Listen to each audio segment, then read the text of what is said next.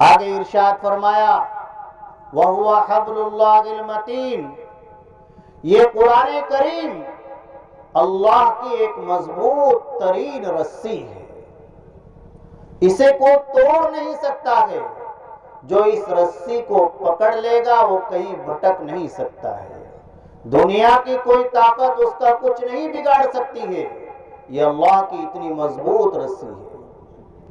والذکر الحکیم، اور یہ قرآن کریم ایسا ہے، یہ قرآن کریم اللہ کی ایسی کتاب ہے کہ جو قرآن کریم کی تلاوت کرتا ہے اسے اللہ تعالی حکمت و دانائی عطا فرماتے ہیں۔ والصراط المستقیم، اور اس قرآن کریم کے ذریعے سے انسان کو سیدھا راستہ معلوم ہوتا ہے۔ آج یہ قرآن کریم آسانی کے ساتھ ہمیں میسر ہو رہا ہے، قرآن کریم کی تعلیم ہمیں بڑی آسانی کے ساتھ مل رہی ہے، اس لیے ہم قدر نہیں کر رہے ہیں۔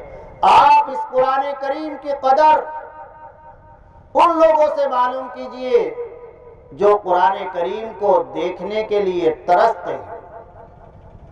حضرت پیر ذوالفقار صاحب دامت برکاتہم العالیہ نے لکھا ہے کہ 1992 میں میرا تاشقند جانا ہوا، میں ایک جگہ بیٹھا ہوا تھا، ایک خاتون آتی ہے اور میرے غلیوں کو دیکھ کر کہتی ہے کہ آپ غلی سے ایسے معلوم ہوتے ہیں کہ آپ مسلمان ہیں۔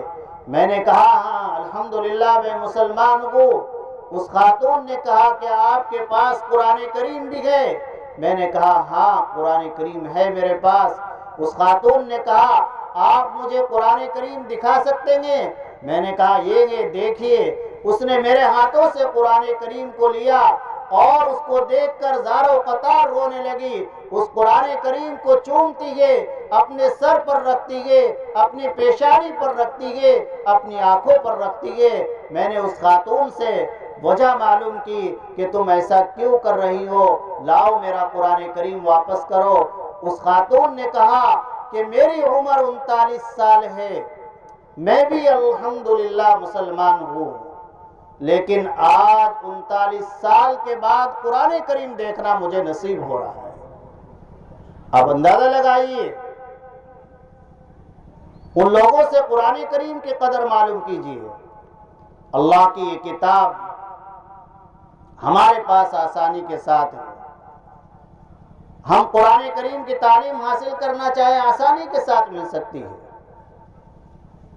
بچہ بھی اس قرآن کریم کو پڑھ سکتا ہے، اپنے سینے میں محفوظ کر سکتا ہے، جوان بھی، ادھیڑ عمر والا بھی، بڑی عمر والا بھی۔ لقد یسرنا القرآن للذکر فہل من مدکر، قرآن کریم کو ہم نے سبھی کے لیے آسان کر دیا، بچہ ہو، جوان ہو، بوڑھا ہو، ادھیڑ عمر کا ہو، سب کے لیے۔ یہ قرآن کریم کا معجزہ ہی تو ہے کہ 55-60 سال کی عمر کے لوگ بھی قرآن کریم حفظ کر رہے ہیں۔ بمبئی میں ایک سیٹ نے 60 سال کی عمر میں قرآن کریم حفظ کیا۔ ان سے معلوم کیا گیا کہ آپ نے اس بڑھاپے میں اتنی محنت کی اور اتنا مجاہدہ کیا، آپ نے تو اور نیک کام بہت کیے ہیں، آپ بڑے مالدار ہیں، بہت مسجدیں بنوائی ہیں، مدرسوں کا تعاون کرتے ہیں، اس بڑھاپے کی عمر میں اتنی مشقت کیوں اٹھائی ہے؟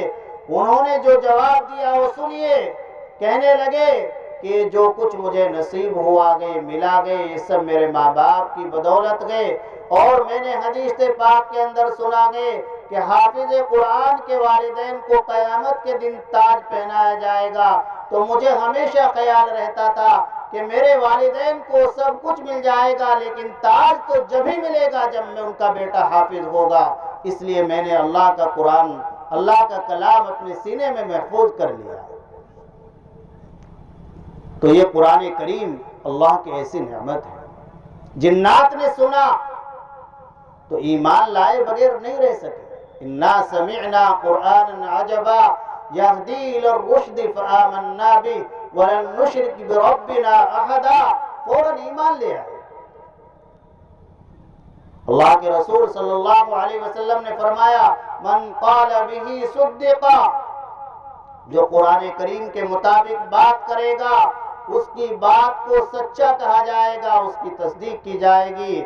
وَمَنْ حَكَمَ بِهِ عَدَلًا، اور جو قرآن کریم کے مطابق فیصلہ کرے گا تو اس کا فیصلہ انصاف والا ہوگا۔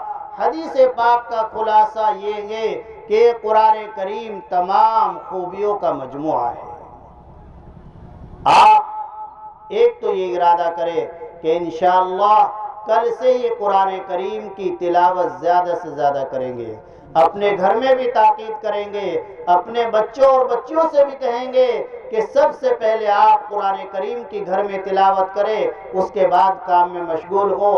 اور دوسری اور آخری بات یہ، جیسا کہ میں نے شروع میں کہا تھا کہ جب کسی جلسے میں جائے تو وہاں سے کوئی بات ذہن میں بٹھا کر لائیں اور خود بھی اس پر عمل کرنے کا پختہ ارادہ کرے، عمل شروع کر دے۔ اور اگر آپ سے گھر میں کوئی معلوم کرے کہ آپ جلسے میں گئے تھے، کوئی دین کی بات سنا دو، تو ان کو وہ بات سنا دو۔